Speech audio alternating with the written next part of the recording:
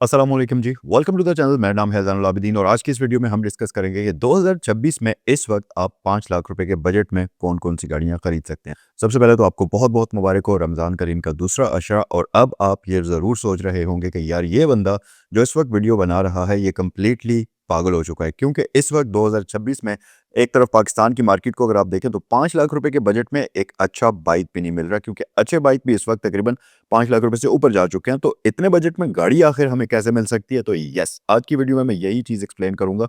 और 5 लाख रुपए के बजट में इस वक्त भी आपको पाकिस्तान में बड़ी अच्छी, बड़ी बेस्ट और रिलायबल तरीन किस्म की गाड़ियाँ मिल सकती हैं, और साथ ही साथ ऐसी गाड़ियाँ भी मिल सकती हैं जो आपको बहुत अच्छी किस्म की फ्यूल एवरेज भी देने की सलाहियत रखती हों।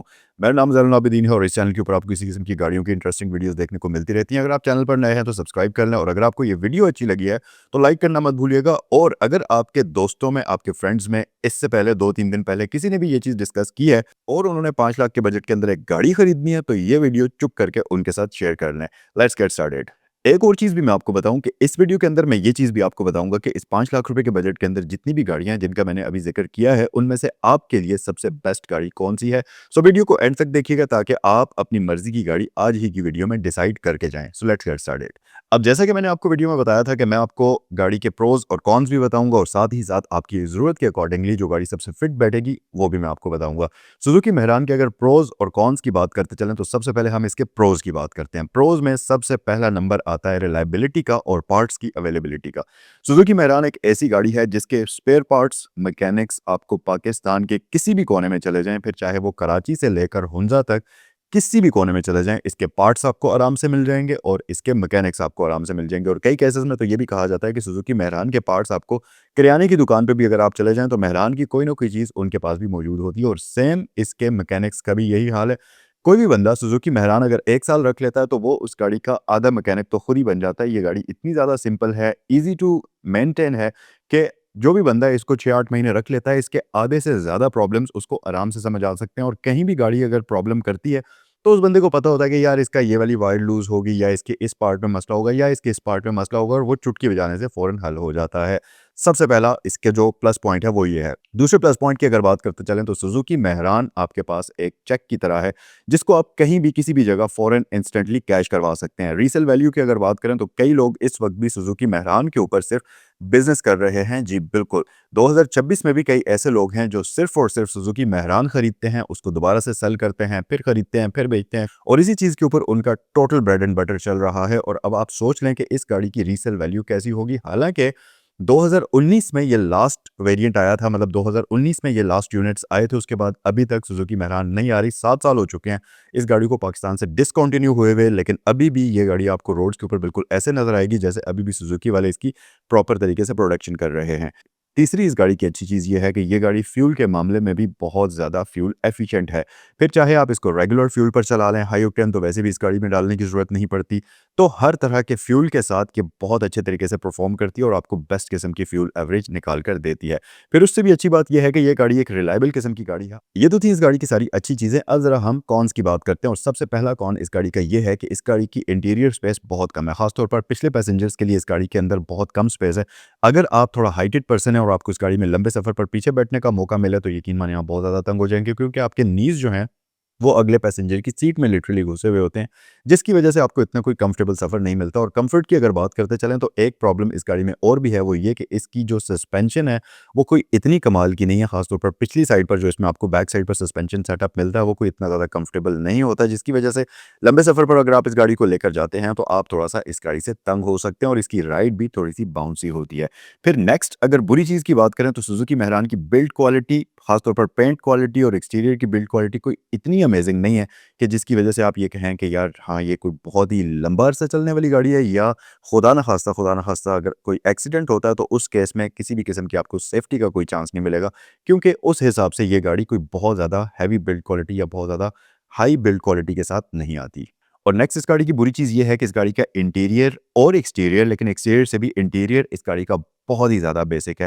अगर आप इसका बेसिक वेरिएंट लेते हैं तो उसमें तो एसी वगैरह भी नहीं आता, बाद में अगर आप लगवाना चाहें तो वो आप आराम से लगवा सकते हैं।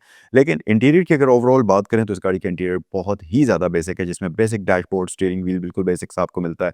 तो वो चीज़ें थोड़ी-सी आप इस गाड़ी में मिस करेंगे। जैसा कि आजकल इस प्राइस बजट के अंदर अगर आप बाकी आगे आने वाली गाड़ियों को देखें, तो उनमें कई ऐसी गाड़ियाँ हैं जो कि सुज़ुकी मेहरान की निस्बत काफ़ी अच्छा इंटीरियर ऑफ़र करती हैं। लेकिन बात ये है कि सुज़ुकी मेहरान आपको best value to money, best fuel efficiency और सबसे बेस्ट ये कि पार्ट्स की अवेलेबिलिटी का इस गाड़ी में कोई भी प्रॉब्लम नहीं होता। तो येस, कोई भी अच्छी चीज़ जो है उसमें सिर्फ़ अच्छा-अच्छा ही नहीं होता। अच्छी चीज़ों के साथ-साथ कुछ बुरी चीज़ें भी होती हैं। तो अब बात कर लेते हैं कि वो कौन ऐसा बंदा है कि जिसको इस वीडियो में आगे आने वाली जो गाड़ियाँ हैं, उन सबको छोड़कर सुज़ुकी मेहरान को सेलेक्ट करना चाहिए।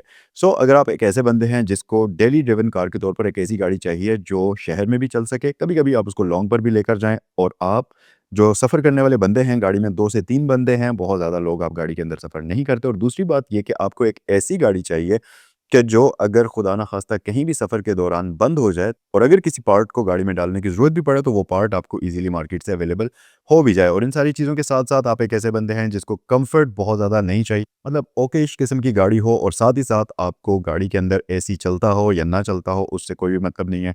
लुक्स गाड़ी की कैसी हैं, इनसे भी आपको कुछ भी लेना-देना नहीं है, लेकिन आपको फ्यूल एवरेज बेस्ट किस्म की चाहिए और सबसे मेन चीज़ कि आप एक ऐसे बंदे हैं जो गाड़ी को गाड़ी कम और एसेट के तौर पर ज़्यादा लेते हैं और कभी भी पैसे ज़रूरत पड़ने की सूरत में आप गाड़ी को बेचकर पैसे लेना चाहें, तो फिर सुज़ुकी मेहरान आपके लिए सबसे बेस्ट ऑप्शन है। सो गाइस, आज की इस वीडियो की जो दूसरी गाड़ी है वो भी बेसिकली सुज़ुकी का ही प्रोडक्ट है और यकीन मानें कि सुज़ुकी मेहरान को छोड़कर अगर आप इस गाड़ी पर आते हैं, तो आपका ये फैसला आपके लिए लाइफ सेविंग होगा और आप कभी भी इस फैसले पर रिग्रेट नहीं करेंगे। अब आप सोच रहे होंगे कि यार जल्दी से गाड़ी का नाम बता दो।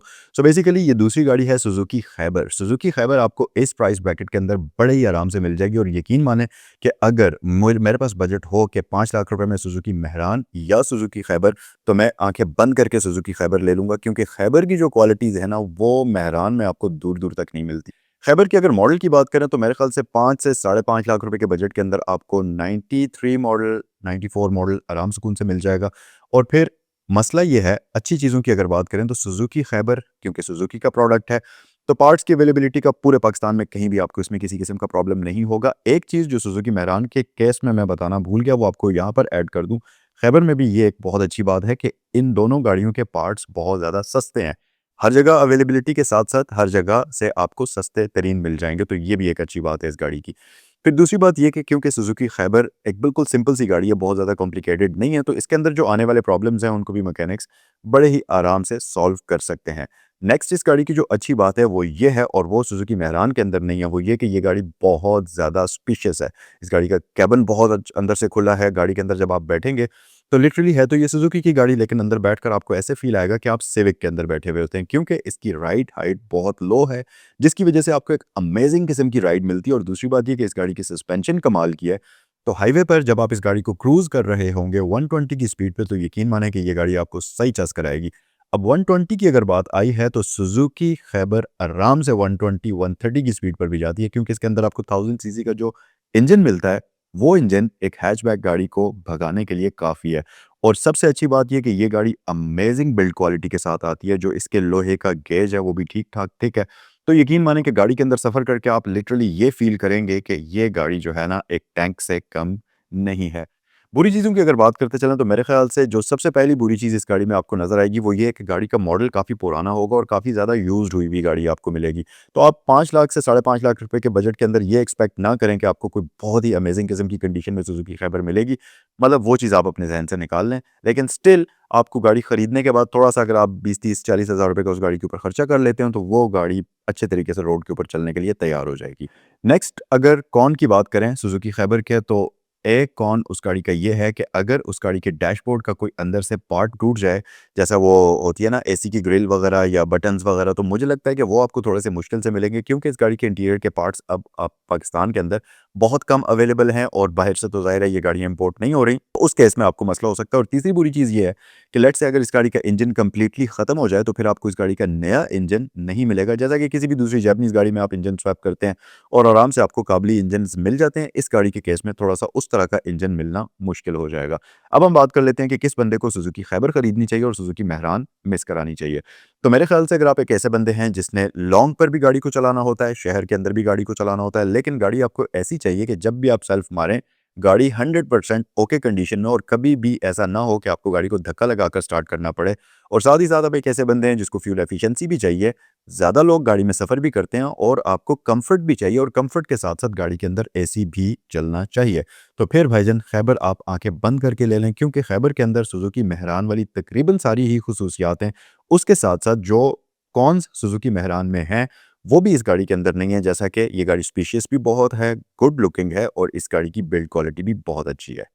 सो गाइस, आज की इस वीडियो में जो गाड़ी मैं आपको दिखाने वाला हूँ ये है तो सुजुकी का ही प्रोडक्ट, लेकिन ये आम लोगों के लिए नहीं है। ये कुछ स्पेशल लोगों के लिए है जिनको थोड़ी बड़ी गाड़ी चाहिए होती है, या ऐसी गाड़ी चाहिए होती है जिसके अंदर 7 से 8 लोग आराम से बैठ सकें, या आपने गाड़ी इस पर्पज़ के लिए लेनी है कि उस गाड़ी से आपने सवारियाँ इधर से पॉइंट ए से पॉइंट बी लेकर जानी है, और आपने उस गाड़ी से कुछ अर्निंग करनी है। तो मेरे ख्याल से ये गाड़ी आपके लिए सबसे बेस्ट ऑप्शन हो सकती है, और इस गाड़ी का नाम है सुजुकी बोलान, जिसको कैरी डब्बा भी हम आम अल्फाज में कहते हैं। तो सुजुकी बोलान आपको 5 लाख रुपए के बजट में आराम से मिल सकता है, 4.5 से 5 लाख के बजट में मिल सकता है। और अगर मॉडल की बात करें तो ये गाड़ी तकरीबन 1991 1992 का मॉडल आपको खरीद का भी मिल सकता है, डिपेंड करता है गाड़ी की कंडीशन और माइलेज के ऊपर। ये 3 मॉडल्स या 4 मॉडल्स आपको आराम से इस प्राइस बजट के अंदर मिल सकते हैं। बात करते हैं अच्छी चीज़ों की। अच्छी चीज़ों में सबसे पहले नंबर पर तो इस गाड़ी की वो सारी खूबियाँ जो सुजुकी खैबर और सुजुकी मेहरान में आपने सुनी थी, वो सारी ही तकरीबन इस गाड़ी में भी आपको मिलती हैं। फॉर एग्जांपल, ये गाड़ी ईज़ी टू मेंटेन है, इसके पार्ट्स हर जगह से अवेलेबल हैं, मैकेनिक्स कहीं से भी आपको मिल सकते हैं, कोई भी किसी किस्म का प्रॉब्लम नहीं होगा। और तीसरी अच्छी बात ये है कि इस गाड़ी के पार्ट्स बहुत ज़्यादा सस्ते हैं, क्योंकि थर्ड पार्टी पार्ट्स भी आपको इस गाड़ी के मिल सकते हैं। फिर थर्ड पार्टीज़ में भी आपको डिफरेंट किस्म की क्वालिटीज़ वाले पार्ट्स देखने को मिलेंगे। तो पार्ट्स की अवेलेबिलिटी का, प्राइसिंग का कोई भी इस तरह का इशू नहीं होगा। और एक और अच्छी बात यह है कि ये गाड़ी क्योंकि सुजुकी का प्रोडक्ट है, तो रीसेल वैल्यू का भी बिल्कुल आपको इसमें कोई मसला देखने को नहीं मिलेगा। फिर तीसरी सबसे मेन चीज़ इस गाड़ी की जो सबसे अच्छी बात है, जो कि इससे पहले वाली दोनों गाड़ियों में नहीं है, वो ये कि ये गाड़ी एक एमपीवी है। मल्टीपर्पज़ वैन होने के साथ-साथ ये गाड़ी आपको एक प्रॉपर सिक्योर्ड स्पेस ऑफर करती है, जिसमें आप 7 बंदे आराम से सफ़र कर सकते हैं। और अगर आप अपनी गाड़ी को ये 5 लाख रुपए के बजट के अंदर लेकर 50-60 हज़ार रुपए उसके ऊपर खर्चा करके इंटीरियर थोड़ा-सा अच्छा साफ-सुथरा बना लेते हैं, तो ये गाड़ी बेस्ट किस्म की व्हीकल हो सकती है 7 पैसेंजर्स के लिए। फिर इस गाड़ी की एक और सबसे अच्छी बात ये है कि ये गाड़ी रियर व्हील ड्राइव सेटअप के साथ आती है। तो अगर आपने गाड़ी को पहाड़ी एरियाज़ में लेकर जाना है और वहाँ पर आप गाड़ी को चलाते हैं, तो ये गाड़ी आपको यकीन माने कि बिल्कुल भी डिसअपॉइंट नहीं करेगी, और अमेजिंग किस्म का रिस्पॉन्स आपको देगी, और इस गाड़ी को चलाकर आपको सही तरीके से मज़ा आएगा। अब आते हैं कॉन्स की तरफ। तो इस गाड़ी की सबसे पहली जो बुरी चीज़ है वो है इसकी poor build quality. Build quality इस गाड़ी की बहुत बुरी है। अगर आप देखें तो आपको लिटरली ये फील होता है कि इंजन, टायर्स और ऊपर बॉडी रखकर आपको गाड़ी दे दी है, और सेफ्टी के नाम पर इस गाड़ी के अंदर कुछ भी नहीं आता। 550 केजी के आसपास इस गाड़ी का वेट होता है जब ये गाड़ी फैक्ट्री से आती है। तो आप खुद अंदाज़ा लगा लें कि उसमें सेफ्टी के नाम पर क्या चीज़ आपको दी जाती है। लेकिन यस, ये बात भी सच है कि पाकिस्तान के अंदर एक ज़माने तक ये गाड़ी बेहतरीन और प्रैक्टिकल किस्म की गाड़ी रही है। वो अलग बात है कि अगर आप गाड़ी को, किसी भी गाड़ी को मिसयूज़ करते हैं, बुरी तरीके से ड्राइव करते हैं, तो हादसा किसी भी गाड़ी के साथ हो सकता है। लेकिन अगर आप केयरफुली ड्राइव करें तो ये एक बेस्ट किस्म की व्हीकल साबित हो सकती है। और दूसरी बात ये है कि क्योंकि सुजुकी का प्रोडक्ट है, तो आप इसको लंबे अरसे तक चला भी सकते हैं। अब बात करते हैं कि किस बंदे को ये गाड़ी खरीदनी चाहिए। तो अगर आप एक ऐसे बंदे हैं जिसको फ्यूल एफिशिएंट गाड़ी चाहिए, डेली ड्रिवन, या आपके वर्क व्हीकल चाहिए जिस पर आपने काम भी करना हो, और ऐसी गाड़ी आपको चाहिए जो रिलायबल हो, पार्ट्स वगैरह सस्ते हों, मैकेनिक्स इजीली अवेलेबल हों, और गाड़ी पेट्रोल पर भी इतनी ज़्यादा भारी ना हो, और साथ ही ऐसी गाड़ी के जब आप उसको सेल करना चाहें तो वो एक अच्छी प्राइस देकर सेल भी हो जाए, तो मेरे ख्याल से सुजुकी बोलान आपके लिए सबसे बेस्ट ऑप्शन हो सकती है। सो गाइस, आज की इस वीडियो की जो नेक्स्ट गाड़ी है ये बेसिकली सेडान कैटेगरी के अंदर है। यस, अब मैं आपको सेडान्स के बारे में भी बताऊंगा जो 5 लाख रुपए के बजट में आते हैं। तो जरा सा दिल थाम कर बैठ जाइए, क्योंकि आगे आने वाली तकरीबन 2 से 3 गाड़ियां सेडान्स ही हैं जो कि इसी बजट के अंदर आपको मिलेंगी। सो सबसे पहली गाड़ी जो सेडान के अंदर आती है वो है टोयोटा कोरोला 1985-86 मॉडल। ये गाड़ी आपको इस प्राइस ब्रैकेट के अंदर मेरे ख्याल से बड़ी आराम से मिल जानी चाहिए। थोड़ी सी कंडीशन उतनी अच्छी नहीं होगी, थोड़ी बुरी हालत में होगी गाड़ी, लेकिन रनिंग कंडीशन में होगी, रोड के ऊपर प्रॉपर्ली चलती होगी। तो थोड़ा सा अगर आप गाड़ी के ऊपर खर्चा वगैरह करेंगे, तो मेरे ख्याल से आप उस गाड़ी को लंबे अरसे के लिए एक बेहतरीन और रिलायबल गाड़ी के तौर पर इस्तेमाल कर सकते हैं। अगर मैं इस गाड़ी की अच्छी चीज़ों की बात करता चलूँ, तो सबसे पहली और अच्छी चीज़ ये है इस गाड़ी की कि ये एक प्रॉपर सेडान है, जो कि हैचबैक से भी कम प्राइस के अंदर आपको मिल जाती है। डिग्गी वाली गाड़ी है, 5 पैसेंजर्स के लिए अमेजिंग खुली व्हीकल है, और आपको एक कंफर्टेबल किस्म की राइड प्रोवाइड करती है। दूसरी अच्छी बात इस गाड़ी की यह है कि क्योंकि ये टोयोटा का प्रोडक्ट है, तो जहां टोयोटा का नाम आता है वहां उस पर स्टैंप लगी हुई होती है रिलायबिलिटी की। तो यस, ये गाड़ी बेहतरीन और रिलायबल किस्म की है। इंजन कमाल का, ट्रांसमिशन, हर एक चीज़ इसका, सस्पेंशन, सबसे मेन चीज़ इस गाड़ी की सस्पेंशन है कि आप इसको कहीं भी ले जाएँ, इस गाड़ी की सस्पेंशन कभी भी फेल नहीं होगी और आपको डिसअपॉइंट नहीं करेगी। फिर इसके साथ-साथ क्योंकि ये 90s की गाड़ी है तो बिल्ड क्वालिटी, इसका जो वो लोहे का गेज है वो आप देखेंगे तो आपको लगेगा कि आप रोड के ऊपर कोई टैंक चला रहे हैं। इतनी कोई अमेजिंग किस्म की व्हीकल है। लेकिन बात वही है ना कि अच्छी चीज़ों के साथ-साथ कुछ बुरी चीज़ें भी हैं। बुरी चीज़ों की अगर बात करें तो इस गाड़ी की सबसे पहली बुरी चीज़ ये है कि इसके पार्ट्स की अवेलेबिलिटी थोड़ा-सा मुश्किल होगा, ख़ास तौर पर इसके जो इंटीरियर ट्रिम्स हैं, डैशबोर्ड, दरवाज़ों के गत्ते, इस तरह की जो चीज़ें हैं और बम्पर्स वगैरह फ्रंट पर जो होते हैं, ऐसी चीज़ें आपको थोड़ा मुश्किल से मिलती हैं और अगर मिल भी जाएँ तो काफ़ी ज़्यादा एक्सपेंसिव मिलती हैं, तो ये चीज़ आप माइंड में रखिएगा। फिर दूसरी बुरी चीज़ इस गाड़ी की ये है कि ये गाड़ी इतनी कोई अमेजिंग फ्यूल एफिशिएंट नहीं होगी। ऑब्वियसली एक तो बहुत पुरानी गाड़ी है, फिर दूसरी बात ये कि ये गाड़ी क्योंकि सेडान है तो काफ़ी अर्सा यूज़ होने के बाद ये जो इंजन्स होते हैं उतने ज़्यादा फ्यूल एफिशिएंट भी नहीं रहते, तो आप इससे 8 से 9 या 10 तक की फ्यूल एवरेज एक्सपेक्ट कर सकते हैं। यहाँ पर एक अच्छी चीज़ भी ये है कि ये गाड़ी सेडान होने के साथ-साथ एक अच्छे डिसेंट पावरफुल इंजन के साथ आती है, तो अगर आप इसको हाईवे पर लेकर जाते हैं तो ये आपको एक डिसेंट किस्म की पावर भी देगी, अंडर पावर भी फील नहीं होगी।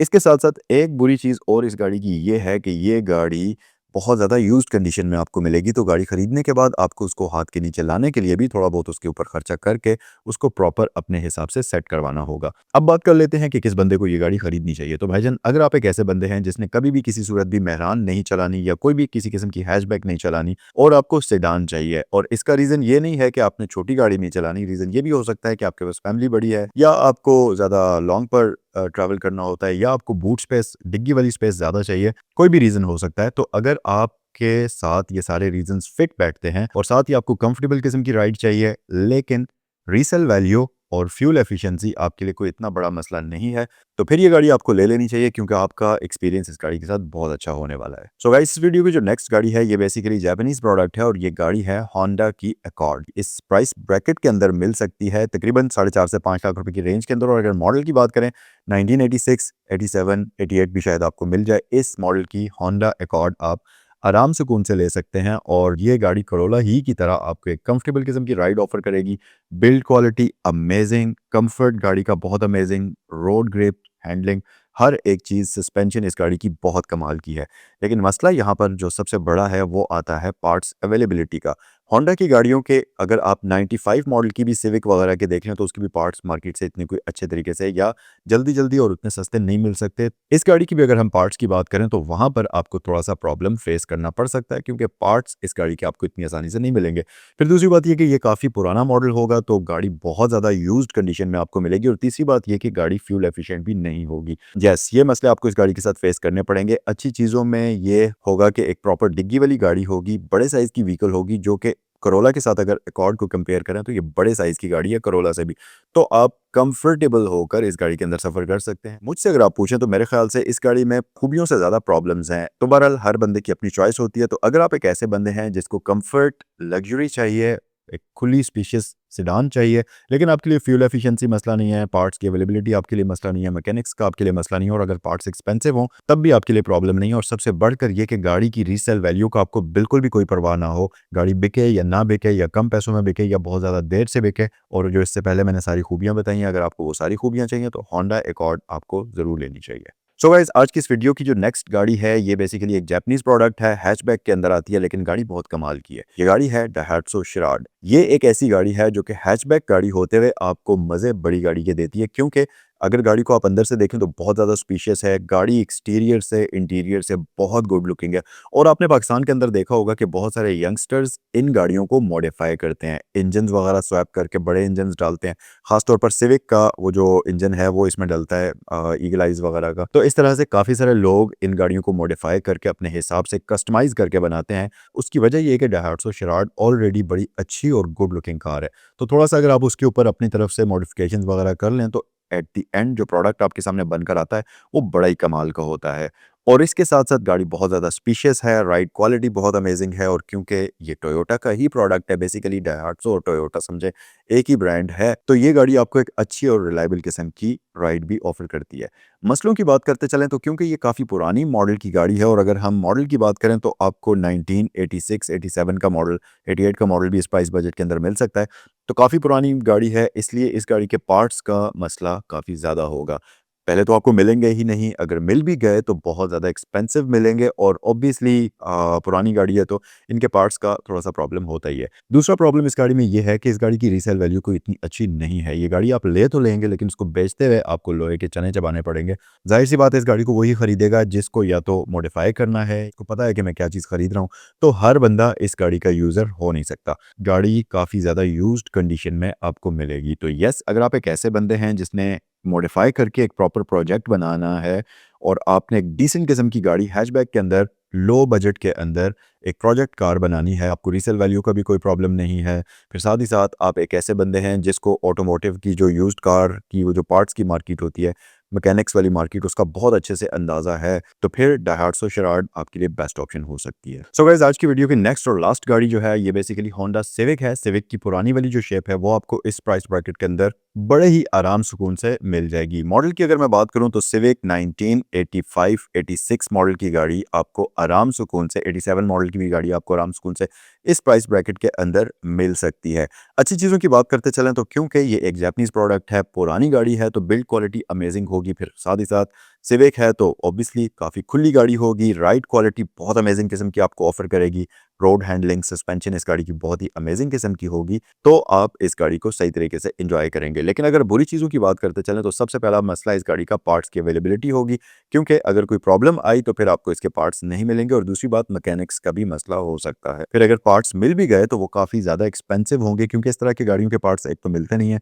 अगर मिल जाएँ तो जो वो शॉपकीपर्स हैं वो 3 टाइम्स ज़्यादा चार्ज करते हैं उन पार्ट्स के लिए, क्योंकि उनको पता होता है कि और तो किसी से मिलना नहीं है, हमसे ही इन्होंने खरीदना है, इसलिए वो अपनी उसकी प्राइस है उसको बढ़ा-चढ़ा कर बताते हैं। तो ये मसले इस गाड़ी के साथ आपको पेश आ सकते हैं। किस बंदे को ये गाड़ी खरीदनी चाहिए? अगर आप एक ऐसे बंदे हैं जिसको मैकेनिक्स का बहुत अच्छे से पता है, यूज्ड कार के जो पार्ट्स की मार्केट है उसका बहुत अच्छे से पता है और आपने एक ऐसी गाड़ी लेनी है जो कि एक डिसेंट किस्म की, कंफर्टेबल किस्म की राइड आपको प्रोवाइड करे, लेकिन फ्यूल एफिशिएंसी आपको इतना बड़ा मसला उससे नहीं है, रीसेल वैल्यू से भी आपको इतना कोई बड़ा प्रॉब्लम नहीं है, लेकिन आपको गाड़ी लग्जरी और कंफर्टेबल किस्म की चाहिए, तो मेरे ख्याल से होंडा सिविक का ये वाला जो मॉडल है ये आपके लिए सबसे बेस्ट रहेगा। सो गाइस, ये थी आज की वीडियो। उम्मीद है कि ये वीडियो आपको अच्छी लगी होगी और आपके लिए हेल्पफुल साबित हुई होगी। मुझे कमेंट सेक्शन में बताइए कि अगर आपके पास ऑप्शन हो इन सारी गाड़ियों में से कोई एक गाड़ी 5 लाख रुपए के बजट के अंदर खरीदने का, तो आप कौन सी गाड़ी खरीदना पसंद करेंगे? अगर मेरा ओपिनियन आप इस प्राइस ब्रैकेट के अंदर जानना चाहते हैं तो मैं सुजुकी खैबर को प्रेफर करूंगा, क्योंकि खैबर कमाल की गाड़ी है,